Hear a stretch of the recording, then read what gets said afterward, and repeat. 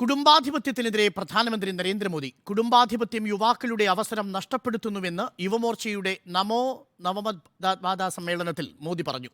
ഉത്തർപ്രദേശിൽ BJP തെരഞ്ഞെടുപ്പ് പ്രചരണത്തിന് പ്രധാനമന്ത്രി നരേന്ദ്രമോദി ഇന്ന് തുടക്കം കുറിക്കും.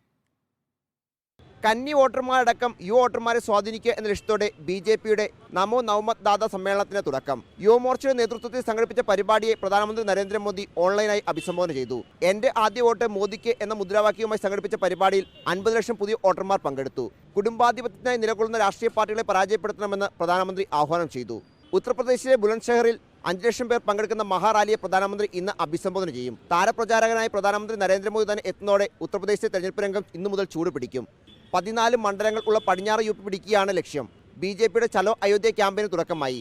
എല്ലാ ലോക്സഭാ മണ്ഡലങ്ങളിൽ നിന്നും 1.5 ലക്ഷം തീർത്ഥാടകരെ അയോധ്യയിൽ എത്തിക്കുകയാണ് പദ്ധതി. റിപ്പോർട്ടർ, ദില്ലി.